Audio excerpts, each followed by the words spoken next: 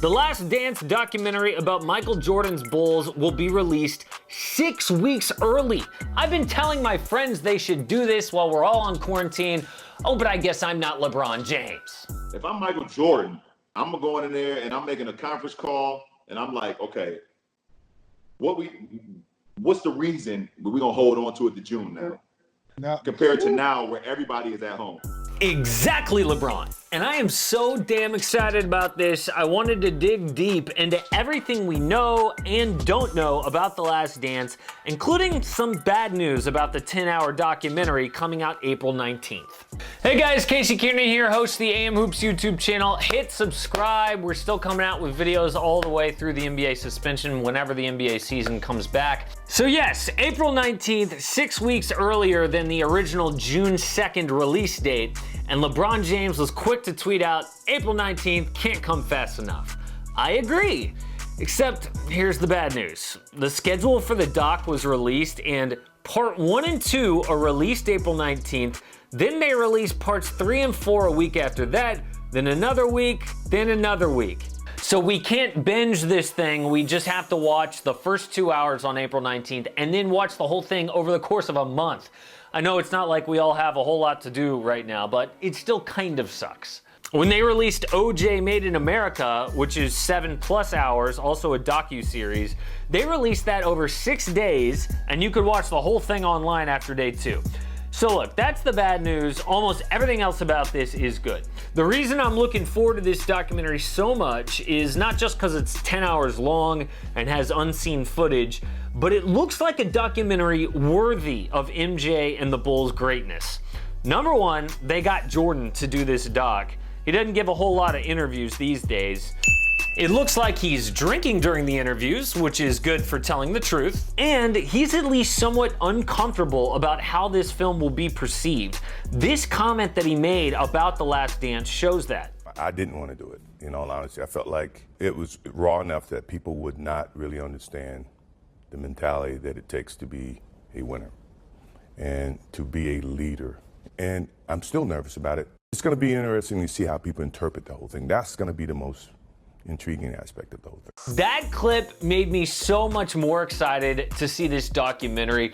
The good stuff is when the people that the story is about, they kind of don't want it to be released. It's the embarrassing stuff, it's the dramatic stuff. The best sports documentaries are about the darker sides of sports.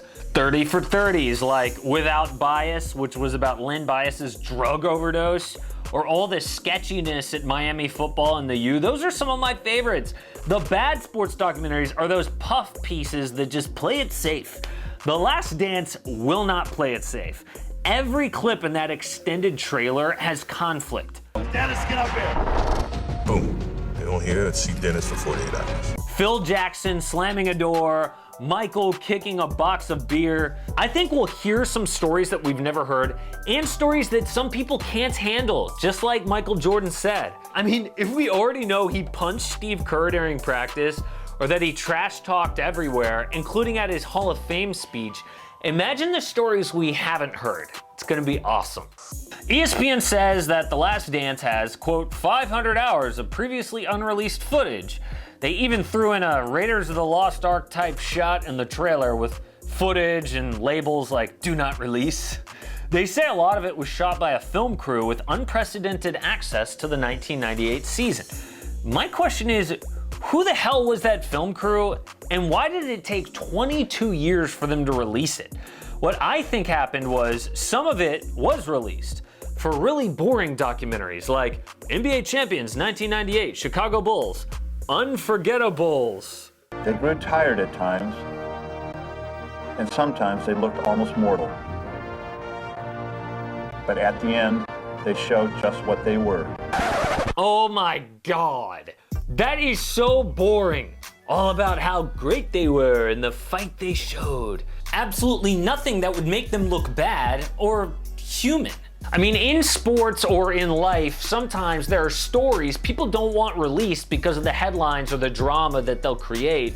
But after enough time has passed, they're willing to tell those stories. And I hope that is what The Last Dance gives us. 22 years later, untold stories that they would never have wanted released at the time that they're willing to talk about now. That's why I say this documentary feels like it is worthy of MJ and the Bulls. Certain topics in sports, at least, are so big, so important, you don't want just any documentary made about it. It has to be a big, uncut work of artful storytelling done by the best filmmakers. OJ Made in America was like that. The O.J. Simpson story was a media circus, the public was fascinated about it, so obviously people would try to capitalize on it with documentaries and books, right?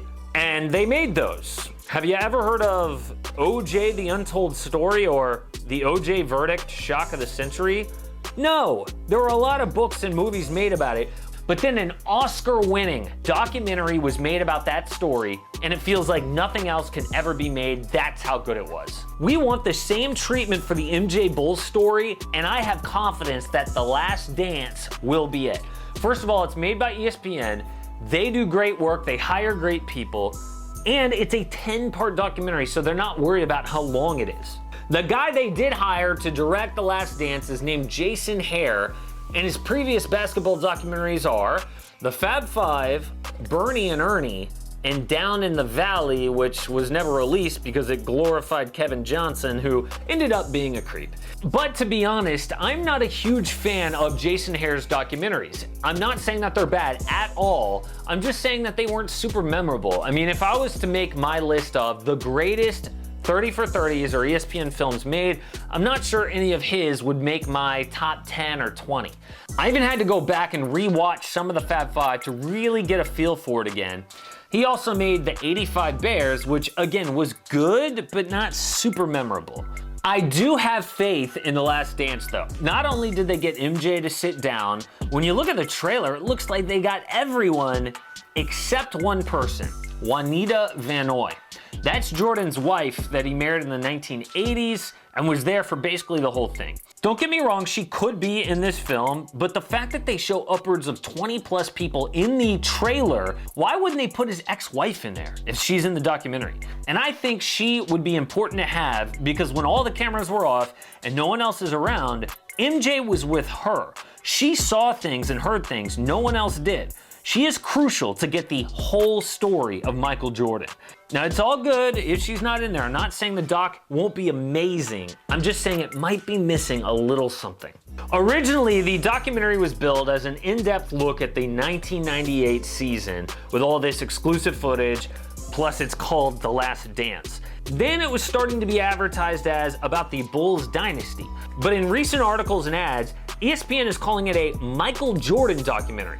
And if that's true, we can predict some of the sections of MJ's career that have to be in The Last Dance. I think they've got to show his evolution from a dunker to his all-around game. They've got to put the flu game in there, the important relationship between him and his father and how he was murdered, the Jordan brand, Air Jordan, how he took over pop culture with merchandise in general, the legendary stories about his competitiveness, Phil Jackson, all of his teammates, the gambling, which I think should get half an episode at least. There's the whole conspiracy theory about when he went to baseball, it was really a secret suspension related to gambling, which I think is totally fake. But there are also stories like Charles Barkley tells about Jordan gambling hundreds of thousands of dollars on golf. I want to hear what really went down with his gambling. And then of course his break to baseball and what happened with the Bulls in between that break. In fact, they tease the Scottie Pippen drama in 1994. And if you don't know, during Game 3 of the Eastern Conference semifinals, Scottie Pippen, whose team it was at the time, refused to go on the court for the final shot because Phil Jackson drew it up for Tony Kukoc. Scottie was being selfish. When the trust is broken, it's sort of shocking. I never hated Scottie. They've got to spotlight Jordan's return to basketball, the facts, the titles, of course, especially the first one and the last one. And finally, I think it should at least touch on the Wizards. The Last Dance, I think, is coming at a perfect time too. Many people still think that MJ is the greatest of all time, but this documentary will introduce Michael Jordan and the Bulls to people who never got to see them play. There's been more people recently arguing LeBron is really the GOAT over Jordan. I think The Last Dance is gonna squash that argument for another 10 to 15 years at least until they make the LeBron documentary. And that makes it even cooler that LeBron is so excited for this to come out. I know, like LeBron, I can't wait till April 19th so we can start to relive the greatest dynasty and the greatest player of all time while we all wait for real basketball to come back. Support AM Hoops and click subscribe. Don't miss a daily NBA video.